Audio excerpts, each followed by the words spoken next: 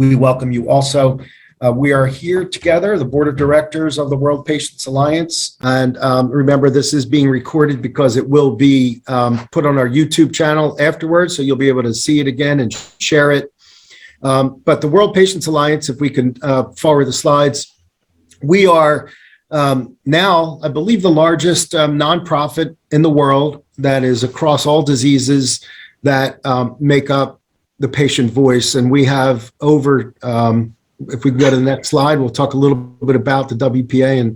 And so here's the agenda. Before I tell you a little bit about the WPA, the agenda is I will do a very quick introduction and turn things over to Penny, who's going to introduce some of our speakers. And you can see we're going to talk about the stress of advocating for yourself with healthcare professionals, cultivating cultural humility and mindfulness for patient care. How to use mindfulness during the pandemic. You'll hear from our fellow board member, Jolanta Belinskia, who's from Poland. And then you'll hear about the restorative power of yoga and different stress relief exercises. You'll hear from Penny again, and then you'll hear from Sarah Burns, who's going to do a video for us on the art of stress management, which is a really neat video. So why don't we get started, and I'll tell you just a couple of words about the World Patients Alliance. We are made up of all of you, our patient groups. I am the chair of the World Patients Alliance, and that will come to an end. I've really enjoyed building this organization from the ground up and starting, which we did in 2019. We are a global organization made up of stakeholders and patient organizations from all around the world. We want to be the sole voice for patients, making sure that the patient voice is the center for all policy discussions and for all provisions that will provide access to safe and affordable and innovative healthcare. And we will work to ensure that the patient voice remains the center of all policy, from the beginning of development of medicines and therapies all the way through making sure that once they're in the market, that they're being watched and they're being counted, and there's post-data collection happening to make sure that therapies, once they're in the market, are safe for patients. So we don't charge any of our patient members to become members, and we're really excited about where we've gone in such a short time. If you have attended some of our other webinar slides, you'll see that we're constantly doing what all of our members have asked for. We've done surveys of our members to see what you asked for, and we know that these are the topics that you want. Our mission as the organization is to be the global voice of patients, to make sure that the patient is empowered and engaged and that they have improved access, as I said, to safe, innovative treatments.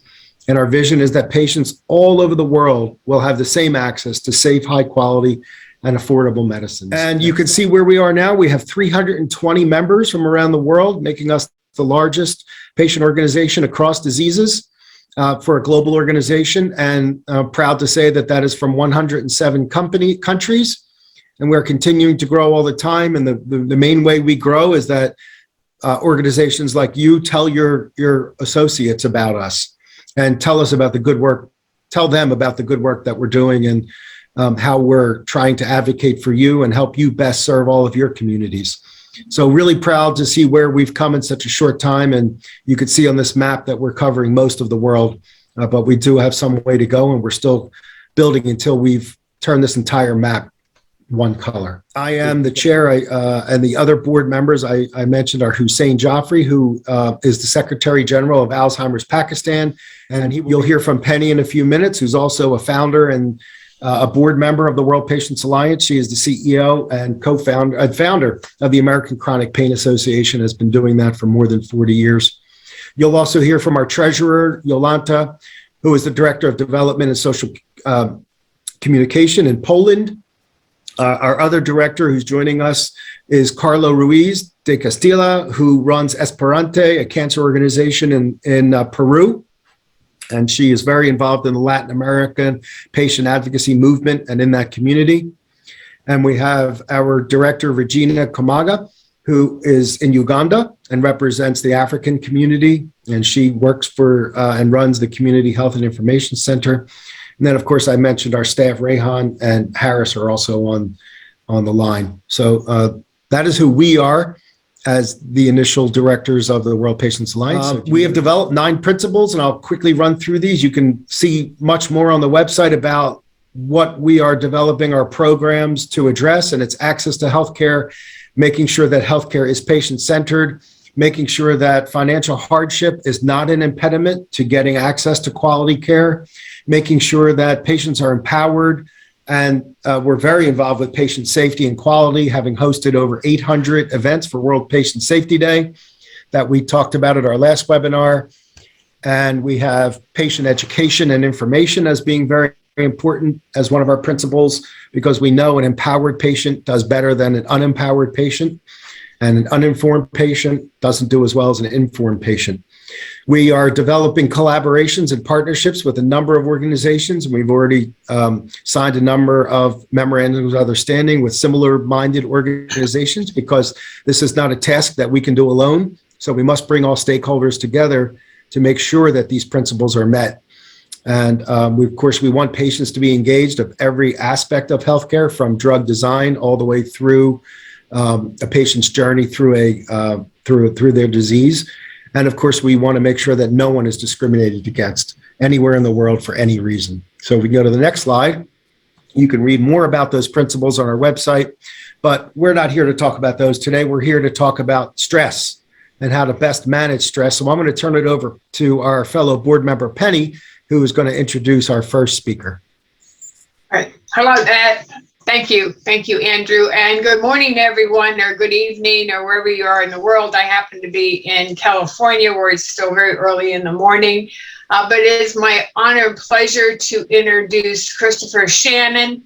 He has been teaching mindfulness and meditation for his local university and in the surrounding community since 2016. With a background in anthropology and evolutionary psychology, he first began studying and practicing the contemplative arts in 2012, looking for a means to cope with depression, chronic pain, and severe illness, and found a much larger passion, including the potential for mindfulness to create a more vibrant experience of life and connection. So please welcome Christopher as he begins to share his own personal journey with each of us. Good morning, Christopher, and thank you for joining us. Greetings. It's a pleasure to be here. Give me a thumbs up if my audio's and voice is clear. I am just recovering from a bit of a hoarse voice. So it's a pleasure to be here. And actually, for all of us, maybe just whether you're a speaker or a participant, just take a moment to maybe take a breath, notice the space around you, and also remember what brings you here. I myself am here not just as a speaker on quote unquote managing stress, but also in large part as well because of my own journey. I was born with a very rare genetic condition called recessive dystrophic epidermolysis bullosa. It's a mouthful. Sometimes we just call it EB for short. But it's a pretty rare illness, about 1 in a million. And they're being born with that, as anyone who started with chronic stress early in life, it kind of builds a unique experience of both great resiliency and perhaps great vulnerability. And as Penny mentioned, I've been teaching mindfulness, meditation since about 2016. And in 2017, I was diagnosed with cancer, which I knew from a very early age would likely be how I died, or at least would be an inevitable outcome of my disorder. My disorder also entails a lot of chronic pain. I'm really just going to share not a lot of details, but just a sense of where we're all coming from. Insofar as chronic pain, living with this is kind of like a full-time job. I was a musician and I lost the use of my hands due to this disorder as well. You might imagine what it might be like to regularly have large percentages of your body burned by like second-degree burns. That's essentially what I've lived with my whole life. For me, it's the norm, a stressful norm. For my family, my parents, navigating the challenges of healthcare was its own unique task because this was such a rare disease. The disorder is oftentimes called, sometimes dubbed by patients and other people as like the worst disease you've never heard of. And I'm not really sure I'm comfortable with that for multiple reasons. One, because pain is relative. Pain is very much, and suffering is very much a confluence of not just the circumstances you find yourself in with your illness of any kind of patient, but also your entire support network, as well as your cultural background, your socioeconomic status.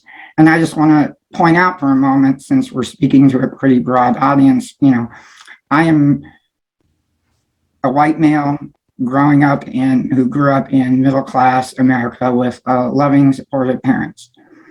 So that gave me, I think, a chance to find that sense of resiliency. The other reason I'm really not comfortable with that phrase of perhaps the worst disease you've ever heard of is because I believe that, that kind of implies ranking. I don't know about you, but as a child, I felt, for those of you who suffer pain, I felt a great deal at times of self-pity. I also felt a great deal of sometimes dismissing others' pain when I perceived it to be, someone has asthma or bloody nose or someone XYZ, right? But this sense, while that is kind of a resilient strategy, just like when we deal with trauma and shame, it can be very natural to project that outwards or to kind of become hardened insofar as our heart may be bitter. And ironically, that cuts us off from one of the most valuable supports for dealing with any kind of stress, whether it's in pandemic, whether it's familial stress, whether it's illness. And that is kind of this basic element of what it means to be human. And what it means to be human is that we all will suffer, we'll all experience joy and love at times. And no matter where we start off, if we're lucky enough, in a weird way, we're going to experience a lot of pain and suffering and grief. And that capacity to rise above it or move through it, it's mediated by such a complex web of social factors, and other speakers will touch upon that. But really, to advocate for yourself,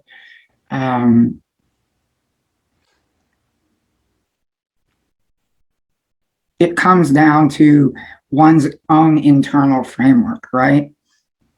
So kind of the experience of living with illness and challenges, it comes down to your ability, to meet those practically. How do you navigate that? How do you interact with healthcare? How do you find the help that you need? But all of that also comes back to your own internal framework, your own ability to relate. Now, this is going to be a bit of a rhetorical question because I can't like see all of you and have you raise hands. But of those who dealt with, well, actually, I'm not even going to make that qualify. I was going to say those who dealt with chronic illness or chronic pain or a family member having that. But you know what? It doesn't matter whether you were born or with chronic illness. It doesn't matter whether you're currently ill or quote unquote disabled. We're all living in this pandemic together, right? In some ways that's heightened, I think, the sense of common humanity amidst the turmoils of being human and the stress. So essentially, instead of my rhetorical question of all of you who've been ill or whatever, how about anyone who's experienced stress? Have you ever found yourself being harder on your own self for your illness and for the challenges than perhaps you are to others? Do you ever find yourself being more critical? Do you ever find yourself feeling like you need to overcompensate because somehow at a base level, you're not worthy? Maybe you're ignorant compared to the doctors who have spent years studying medicine.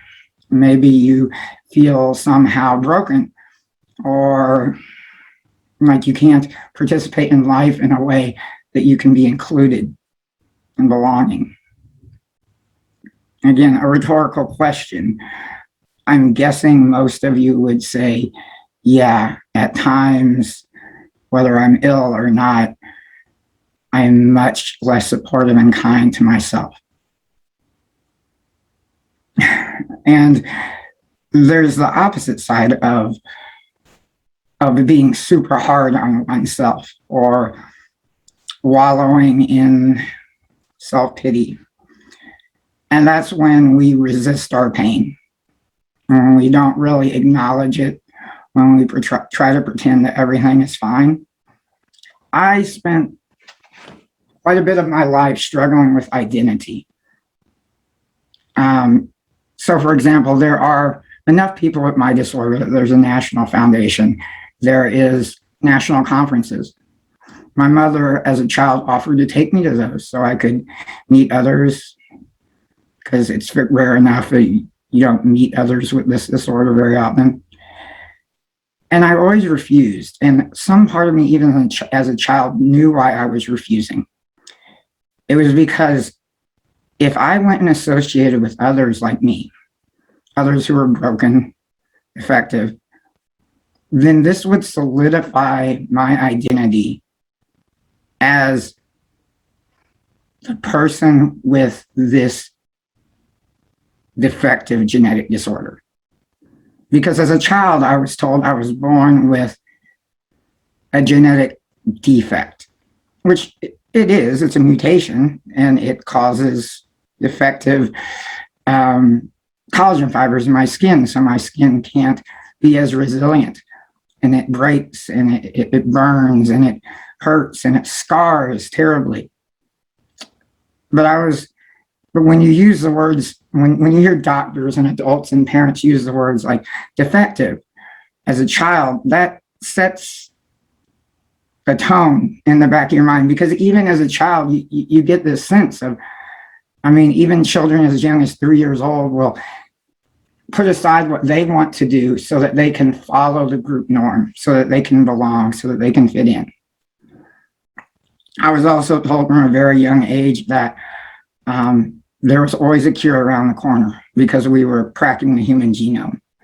So early as 6 years old, I knew that in a few years there'd be a cure. In elementary and middle school, I knew that by the time I got to high school, there'd be a cure. When I was in high school, I knew that by the time I graduated high school, I'd be able to go to college and travel the world because there'd be a cure.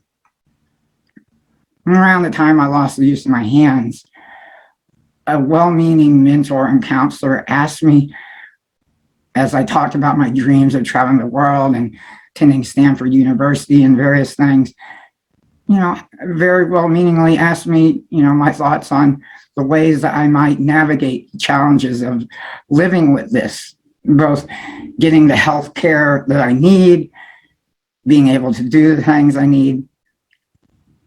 And her well-meaning question broke me, because a piece of me already knew that this was a false hope and that I might live the rest of my life with this challenge.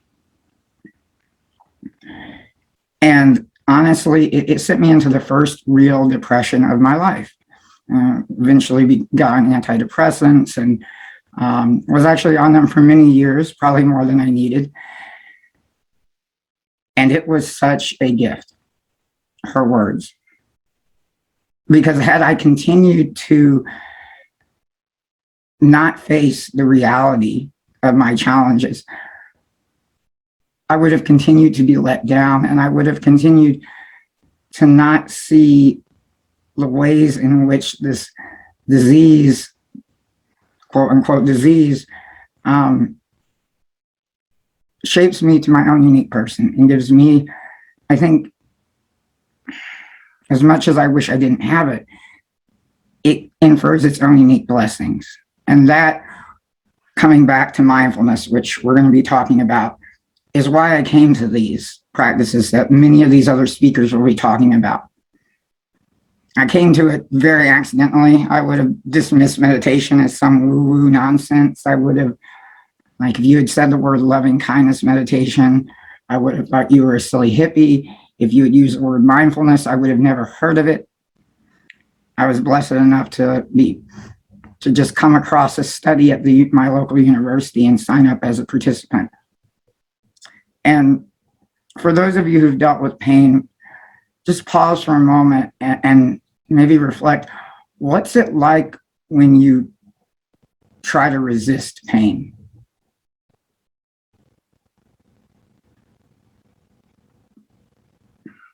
It's exhausting, isn't it? And what's it like when you wallow in that? Your identity can become really small. And so that's the promise of these practices, I think. There's a phrase about, you might have heard, what we resist persists. And this resistance times pain equals greater suffering. That being said, I'm not going to go into a lot about mindfulness and leading meditations because our following speakers will be doing that. But mindfulness isn't enough. We're not alone. And sometimes people talk about the two wings of mindfulness, the awareness, the intentional directing of attention, but just as important is the attitude you bring to it. Curiosity, non-judgment, which is a misnomer because we're going to judge all the time.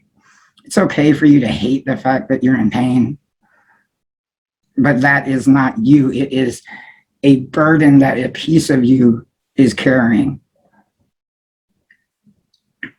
And so, and also, not to go into it much, but I can't help but mention the fact of the negativity biases, right? Like if you're grouchy, I still get mad and grouchy. I, sometimes can be really snap at my family, right? Because we all have this programming that's wired from our identity, our culture, our background, our family history, everything. And we're digging like ruts in our mind that's really hard to get out of it.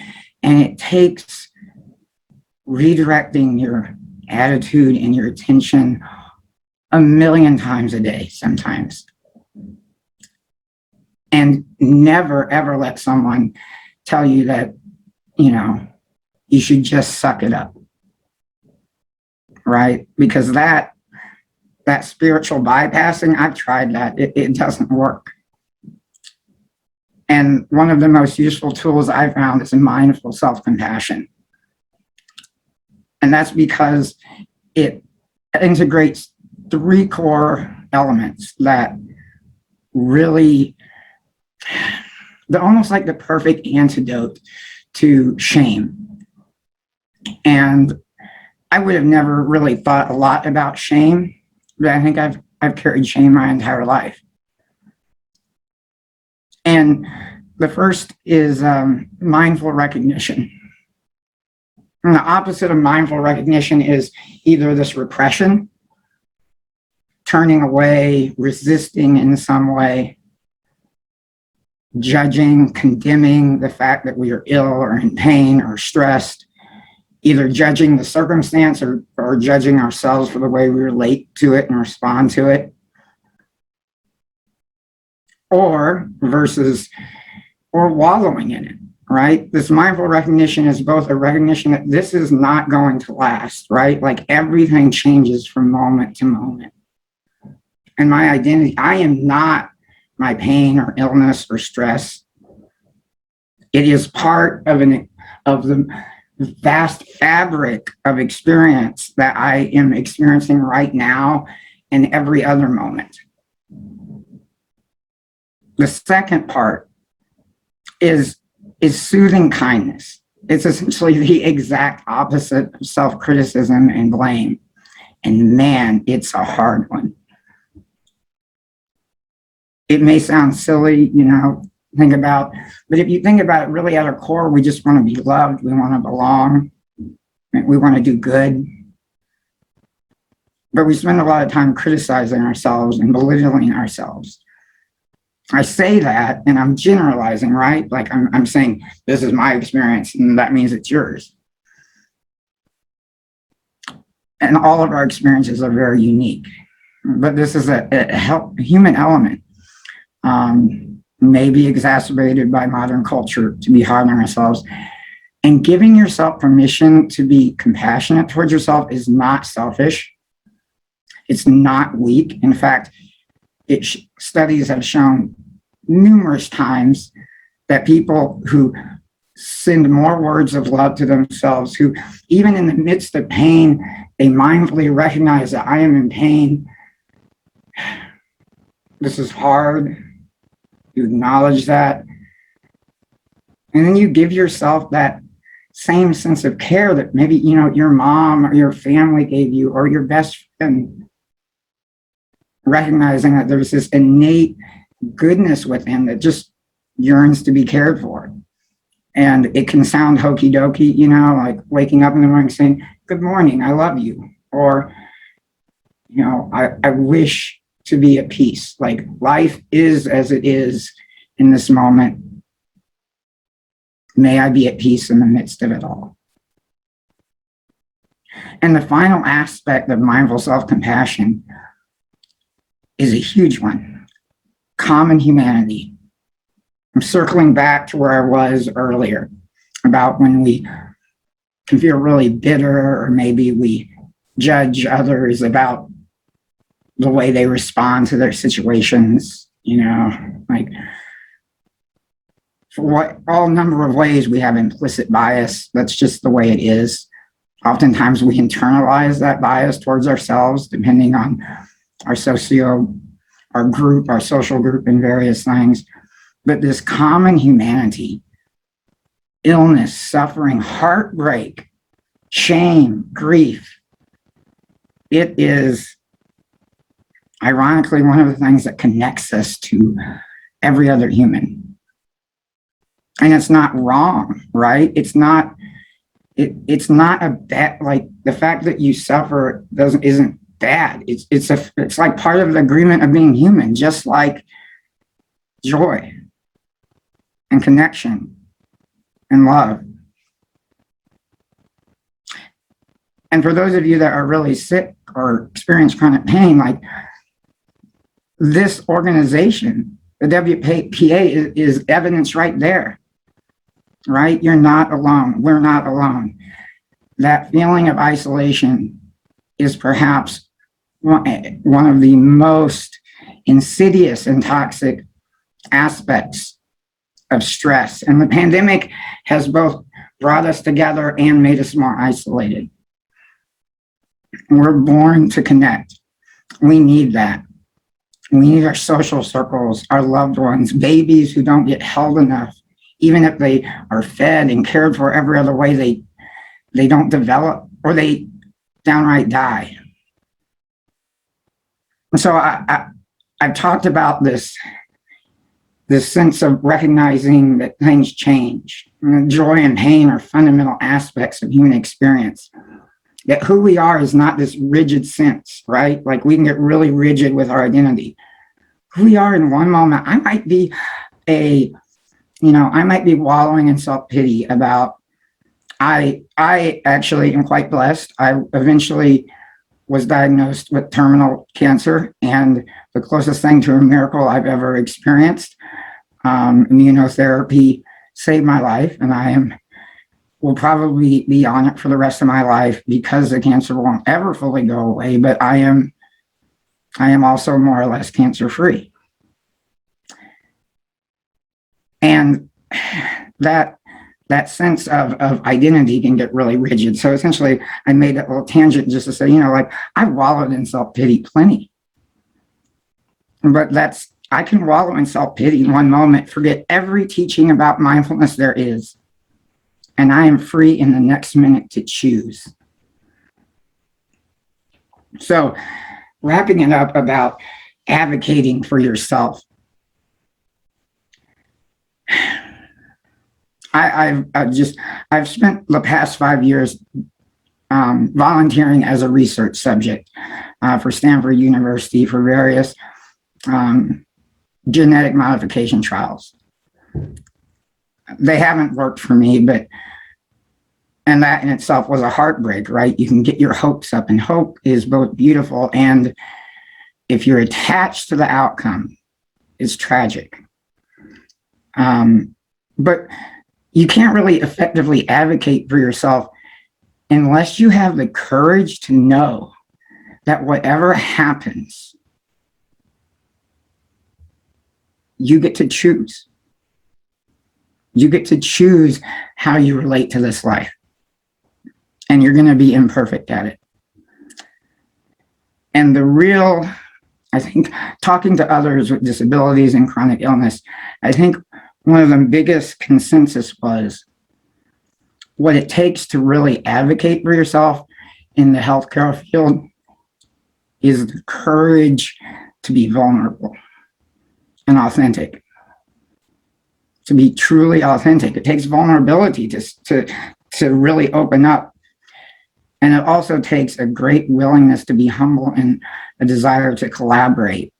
When I volunteer for these studies, it's not just because I'm hoping for some benefit, it's because I am also hoping that maybe others will benefit down the line. And I've been blessed with doctors who are such good allies. I've also had plenty of experiences with doctors who don't listen. But despite that fact, I think choosing again and again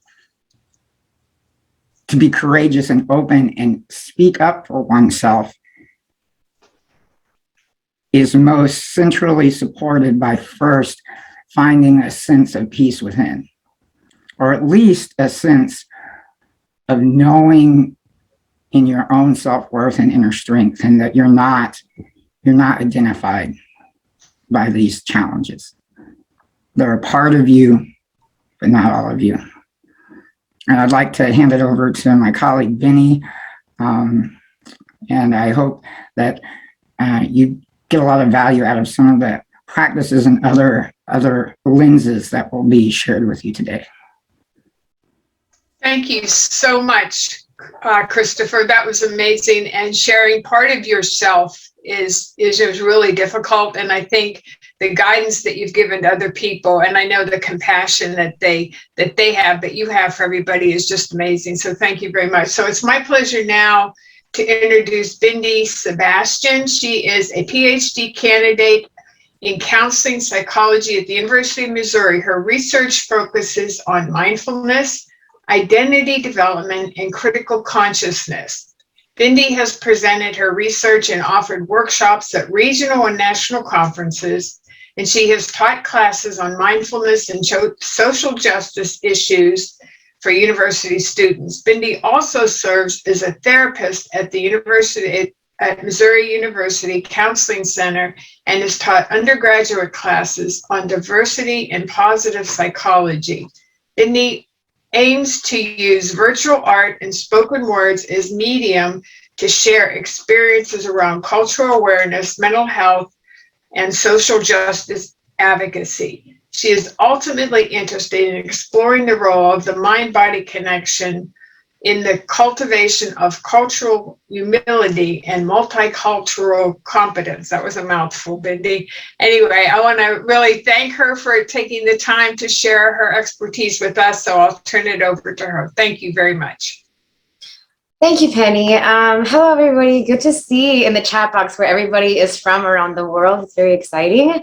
And I should also say, Penny, it's pronounced Bini. I heard you say Bindi, and so there's no D. That is okay. I think it's so relevant for my presentation today for me to use my voice and for you to also receive what I'm sharing with you.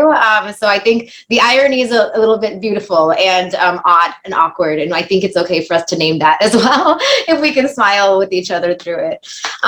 So, you know, thank you, Chris. Chris and I are colleagues, and so I know a bit about his story, and I am going to guess that his story brought up a lot of emotions for us, with a lot of different thoughts and experiences kind of surfaced for us through his sharing and his vulnerability. And I think it's a nice segue into this presentation as well. I do want to practice a little bit of mindfulness. And a breathing exercise, just so, I mean, you know, I want us to be able to sit with Chris's story and then also prepare ourselves for the transition and getting into the next presentation, which is mine as well. So if we don't mind, for those of us who are able to right now, if we can find a comfortable position to turn inwards. You can either keep your eyes closed or keep a soft gaze. Before we do anything, let's just take a moment to notice what it feels like to be in our bodies. Maybe it's been a while since we've checked in with the body that does everything for us, day in and day out. And it's okay if it's been a while. We're just checking in with an attitude of curiosity. Notice any areas of tension or tightness in the body. Let's relax the shoulders down and away from the ears, relaxing through the arms,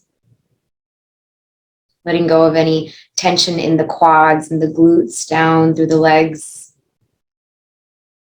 noticing the ankles and the feet.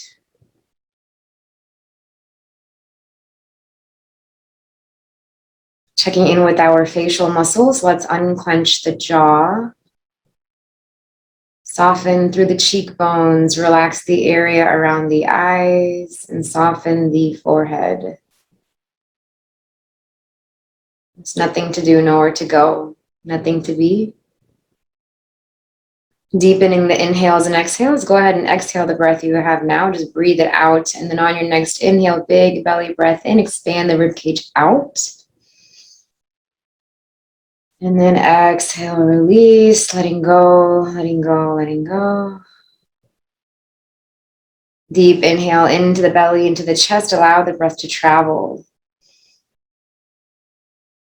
Exhale, release, soften, soften, surrender. And then one more time, deep inhale into the belly, to the chest, maybe into the collarbones and the upper back muscles. Hold it at the top if that feels okay.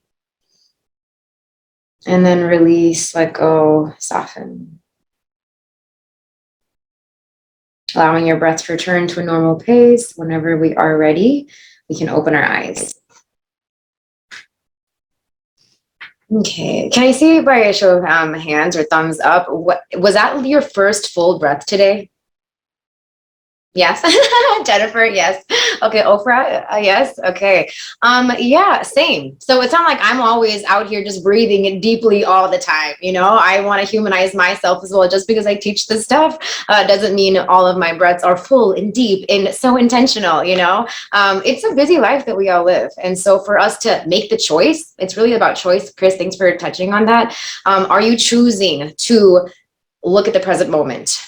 Are you choosing to give yourself a break? Or are you saying, I'm just too busy to breathe? Not enough time in the day. So even if it's just a few minutes before you start with the day. Oh, I get so distracted, y'all, with the with the chat boxes. So that's awesome, Jody. Thank you for sharing that about the Science of Wellbeing class. And yeah, just a little bit of a practice every day does actually change the neural networks in your brain as well. So today, I want to focus on using mindfulness in order to cultivate cultural humility and care for our patients in a more intentional way as well. And before we think about the way that we care for our patients, it is a requirement for us to look at ourselves first. And so again, I'm probably going to be referring to Chris's presentation because they overlap so beautifully. And so a little bit of a background, a couple of years ago at the University of Missouri, I taught a diversity class for undergraduate students. A lot of my students are from rural parts of Missouri, and they have not seen a lot of people that don't look like them. So here I am, a woman of color, as their instructor, maybe one of the first few instructors that they have that does not look like them. And so it was like, okay, how are we going to meet each other halfway? Because I don't know where they are, psychosocially, and they don't know what I might be thinking or feeling. And I don't know what their attitudes towards me. So I taught the class for a couple semesters, and became very clear to me that it was hard for students to empathize with each other when they were so disconnected from themselves to begin with. And so I asked my advisor, look, I'm noticing this phenomenon and I want to create my own class on mindfulness and what it means to sit with pain. And so now I'm teaching this course, and it's amazing how some of my students who have more privileged backgrounds and identities, they are crying and being vulnerable for the first time in their life, and little do they know that this came out of a lack of empathy for other people because they did not know how to sit with their own emotions, with themselves. And we're not socially conditioned to sit with our emotions either. So even in this moment, I encourage you to think about, what is your relationship with your own emotions? How does that impact your ability to meet somebody else halfway, or even perspective take? Right? I know these days, especially in the last, decade or so, having conversations around politics, well, maybe forever ago, having conversations around politics or religion, or identity, it can be very emotionally stressful, just stressful, and so just watch how those emotions might carry you away from a groundedness, and that groundedness can be rooted in a mindfulness practice as well. So if you practice mindfulness more, you are quite literally training your brain to notice when your mind wanders or you're emotionally dysregulated. You can notice that wandering, and then you can gently come back, right? Gently come back, that attitudinal piece of it, which Chris talked about. So let's see if we can go to the next case study. So I want us to practice mindfulness as we read through this case study. Notice what comes up for you, body and mind. Okay, attitude, all of that. So I'll read through it. A cisgender female patient has an appointment with you as her healthcare provider and comes to meet with you. Her father has come with her to be a part of the appointment. The father tells the front desk that they only want to be seen by a male healthcare provider, no females whatsoever. During the appointment, the father does all of the talking and decision-making for his daughter. You and the patient had very little interaction during the visit, and her nonverbal communication suggested that she was uncomfortable. Just notice what's coming up for you. Notice what judgments you have towards the father, towards maybe around the daughter, maybe around the culture. Maybe there's certain biases coming up for you right now. And we're just creating space for it. We're not judging it as good or bad. We're just noticing, oh, my brain actually has a habit of doing this. And the first step is to bring awareness, right? So we're not actually going to do anything with this case study. It really is a matter of, okay, noticing, oh God, I have a lot of deconditioning to do, right? I know that's how I felt. Personally, for me, when I read it's like, save the daughter, we need to get her out of that situation. But it's also like, I don't really know what the situation is. And I need to humble myself, right? And take a step back because I don't know what the context is. So can I ask the questions? Can I slow down and ask the questions? Okay, yeah, I'm really zooming through this without even going through the slide. So mindfulness is non-judgmental, open, curious awareness of the present moment. Again, it is that cognitive piece of it, being aware, being observant, what's happening outside of me, what's happening in my body, and what attitude am I bringing to the present moment? Because I could be present moment focused, but very aggressive and harsh, right? And not, you can take a little, don't rush, okay. So I have a little bit more time. So we pay attention to the two wings of the bird, right? So again, like I said, we can be present moment focused and aggressive. So what does that mean for us to be present moment focused and open and curious? And that social ethical component, kind and compassionate, right? Recognize the beauty in the situation, which requires a lot of practice as well, right? Because we are stepping out of automatic pilot. We are making the choice to see clearly. And sometimes to see clearly means to sit with pain. And we don't like sitting with pain because it doesn't feel good, right? So mindfulness is not about changing your external circumstance. It's about changing your relationship to what is happening, to the suffering. Okay, so enhancing awareness, Chris touched on negativity bias. So the brain just has a tendency to look at what's wrong and stay fixated on that. Right? But with mindfulness, it allows us to step back and cultivate a comprehensive evaluation of what is going on / what might be happening with your patients. So I encourage you to practice mindfulness when you are sitting with your patients, or even just sitting with a family member or a friend, because the personal and the professional are so intertwined. To practice in our inner circle does help us professionally as well. I know for me, I had a lot of biases around religion and spirituality when I first came into the program, so if I found out that somebody was from a particular religion, I have a lot of religious trauma personally. And so whenever I hear somebody else who's like a very devout blank, a lot comes up for me like, oh gosh, are they going to think I'm going to go to hell? And it's very hard for me to stay regulated emotionally. And so as I continued in the program, and it's all about social justice and uncovering our biases, I realized, oh gosh, if I have a client, as a therapist, if I have a client who identifies with this particular religion, what am I going to do? What's going to come up for me? And it required a lot of humility, right? We're dropping from the head. In PhD, it's all intellectual. We're stuck in the head. We're analyzing. We're logical, right? We have to drop from here into the heart. So we talk a lot about being open-minded with mindfulness, but it really is also about being open-hearted and finding the heartbeat of the patient or finding the heartbeat of the client as well. And so now I love bringing in religion and spirituality. I don't even care what it is, but I feel like I've done so much work around that it's very clear that it could be such a beautiful support system for clients, regardless of what their background is. And it's been an awesome transformation and journey for me. So I encourage you all to maybe explore what is a certain identity that you have trouble sitting with, and go deeper into that exploration.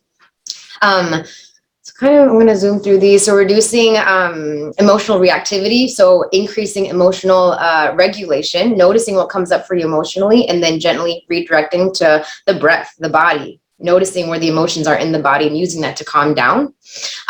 Reducing anxiety. So thoughts of worry, racing thoughts, uncovering prejudicial beliefs or attitudes. So when you're walking down a street and you notice somebody who might be wearing a hoodie, noticing what comes up for you. Maybe nothing comes up for you. Maybe you just see, a person wearing a hoodie, and maybe other things come up for you. Oh, maybe I need to lock my door.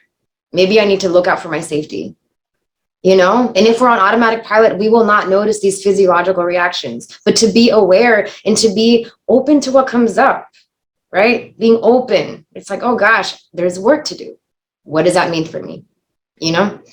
Encouraging discussions of attitudes and beliefs, again, humanizing each other, being open to these discussions, encouraging association of diverse groups with positive images. So we are all being fed with the media, with our family, friends, we're all being fed certain messages about certain groups of people.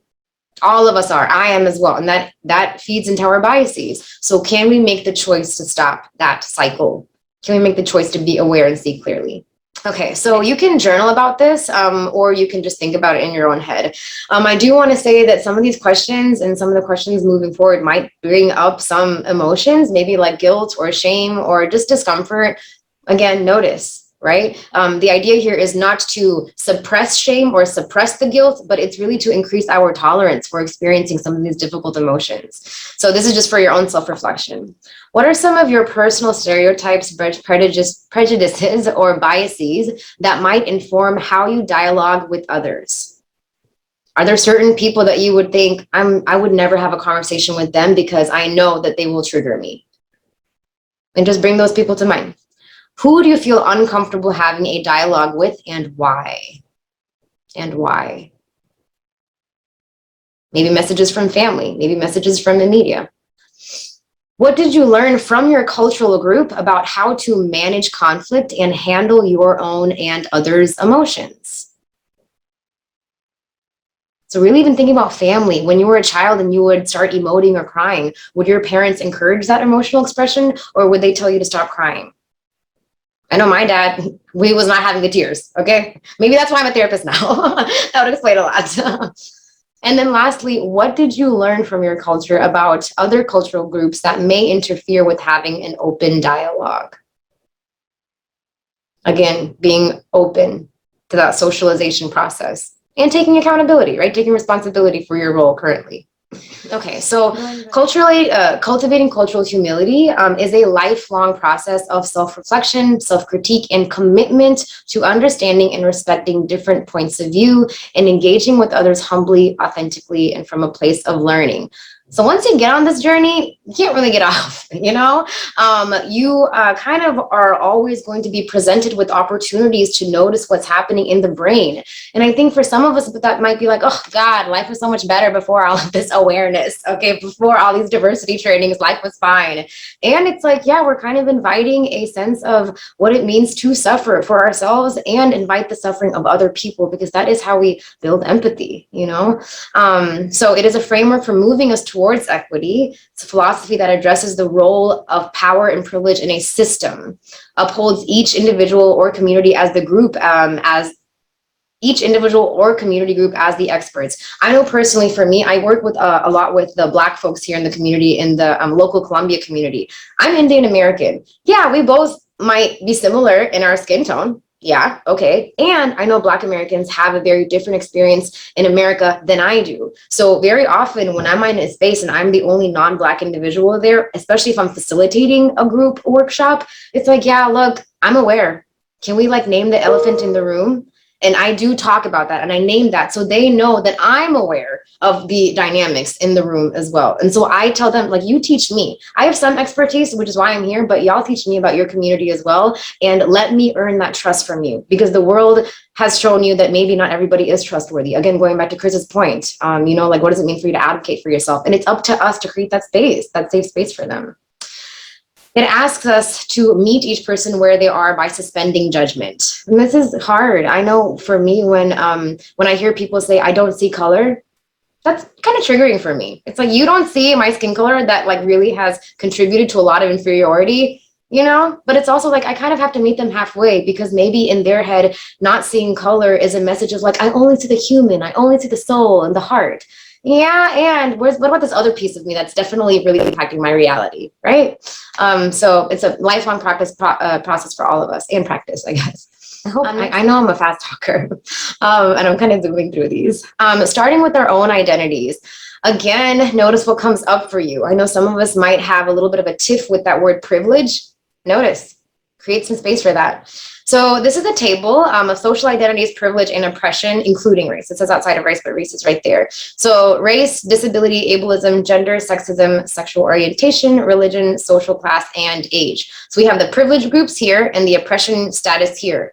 Labels. Oh my gosh, right? Can we just bring awareness to like the use of labels? Yeah, it can be dehumanizing and kind of hone in on one piece of you. And it's just a piece of you. It doesn't mean that all you are is a white male and nothing else, right? All I am is an Indian woman and nothing else. No, I have all these different identities. So just look at this table for yourself and recognize where you might be. Okay, got some oppression here, privilege here, oppression, you know, just do that for yourself right now. And I'll give you about 15 seconds. And this is US based, so definitely try to tailor it to wherever you are in the world as well. So this is from in the United States. So it might be different for you depending. Again, just noticing what's coming up for you. emotionally, if there's any like anger or like maybe a sense of victimhood as well. Okay, so these are again reflection questions for you. What are the 3 most important identities to you? Of that list, what were the 3 most important? Write those down. How do those identities multiply your privilege or buffer your oppression? So yeah, you might have some areas of privilege and some identities that are more oppressed. And how might these identities protect you or even keep you blind from suffering of other people who don't look like you, who don't have your experiences as well, right? So I can empathize with this group of people because we overlap in this identity, and that intersectionality piece is important. So they might come from a lower SES or lower socioeconomic status. So that's something that I would have to be aware of, right? How can you value these 3 identities and be more aware and conscious about them on your journey of cultivating cultural humility? So again, doing that deeper work of recognizing where you might have some privilege, being honest about that, right? If there is an identity that you think, oh, I actually don't really think about that, that reaction of, I don't really think about that identity, that probably means that it has not really impacted your ability to be successful. So something that I like to tell my students is having privilege, or maybe specifically having white privilege, does not mean that life was easy for you. Having light skin privilege does not mean that life was easy for you. It means that the color of your skin was not an obstacle between you and success. Okay, the application of cultural humility, it's interactive. So we approach another person with openness to learn. We ask each other questions rather than to make assumptions. So listen to understand, not to have a debate, not to prove the other person wrong or convert them, right? We strive to understand rather than inform.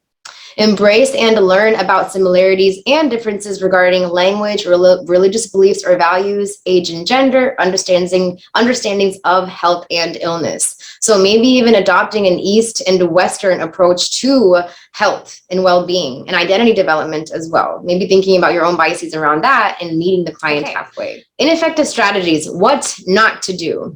Think about this in relation to if you see a microaggression happening, if you see some form of injustice happening, if you notice that you are, your biases are manifesting in a conversation as well, what not to do. Nothing. So if you don't do anything, nothing's going to change, right? So even just naming it, noticing what's coming up for you and just naming that can be helpful. And you might mess up. You might feel a little bit guilty for saying something, and just, can you continue? Can you continue the work? So that humility is important. Don't sidetrack the conversation.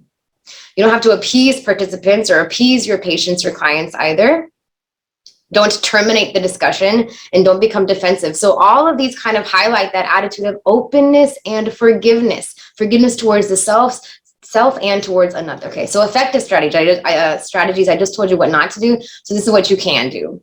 Understand your identity, acknowledge and admit your own bias, understand the meaning behind emotional expressions, validate and facilitate discussion of feelings, control the process and not the content, understand differences in communication styles, validate, encourage, and express appreciation to participants who speak when it's unsafe to do so. So they're taking a risk. Forewarn, plan, and investigate race talk, and really any ism talk, right? When it comes to religion, gender, race, all the identities. And with that being said, thank you so much. I'm sorry that I had to zoom through that, but I appreciate the presence here. So thank you. Well, that was an amazing presentation. I'm really glad that I'm not following either one of you. You were, Christopher, in speaking, because they are really tough acts to follow. So, but we do have Yolanta. And if we could get Yolanta unmuted, then Yolanta is going to be our next speaker, Yolanta Belinska, who works in Poland, right, Yolanta? And she works for the community hospital there in development. And she is a founding board member of the World Patients Alliance and a decades-long advocate in the international stage. So she's been around a long time. Most people in the international community know her.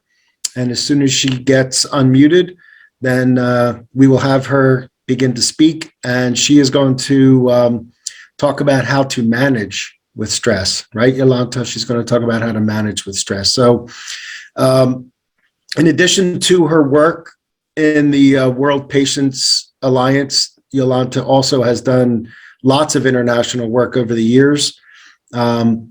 As soon as they get her bio back up, and there she is. She's unmuted, so I'll stop talking. We'll turn it over to Jolanta Balinska. Thank you so much. Good afternoon for Europe and good morning for the US. I was really glad to hear my Christopher and Bini. I hope I could also add some information which are necessary to know more about stress, about the mindfulness.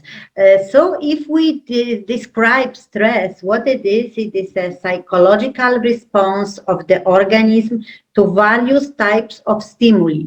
You all know, if you learn to the exam till 2 a.m. in the night, it is a short-time stress and it is mobilizing the whole body, and long-time stress reduce the organism immunological capabilities.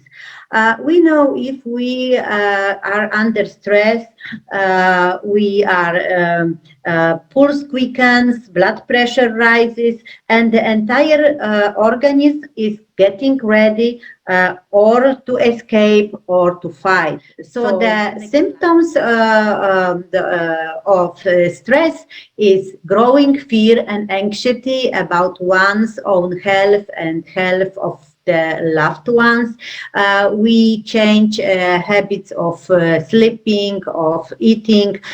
We have problems with sleeping. Sometimes we interrupt our sleep in the night and we could not sleep from 3 a.m. to 5 a.m. And just when we need to go to work, we are very sleepy. So we under stress, we have problems with concentration, aggravated chronic disease symptom, and sometimes increased consumption of alcohol, tobacco products, and psychoactive substances. The strategies of the stress management, there are some simple tips.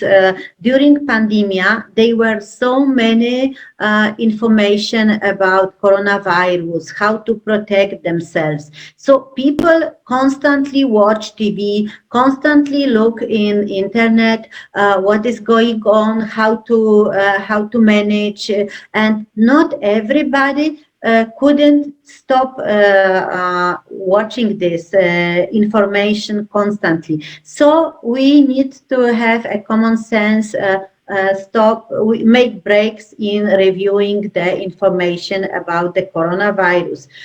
What we also need to do, we try to keep a daily routine, and we should also do some activities what we like walking, Nordic walking, or any physical activity in gym. We seek support, and we should not be afraid to asking for help if we really need it. And there are some relaxation technique, and they are easy to find in internet, like breathing exercises, stretching, relaxation of the nape and neck muscles, Schultz autogenic training, Jacobson progressive training, and meditation. And the breathing exercises help regulate the respiration. We should have a comfortable position. We close eyes and we focus on our breath. We inhale and exhale alternately. And the exercise we can do or standing or lying. In this exercise, you make figure 8 movements with your neck. We repeat this exercise 10 times in either direction. I would like to invite you now for 3 minutes. You get a comfortable position. And just like Bini said, we close the eyes, and we visualize in a very, very nice place to be easier to come on the sea or in another place. I do Polish music. 3 minutes, and you try to relax and visualize.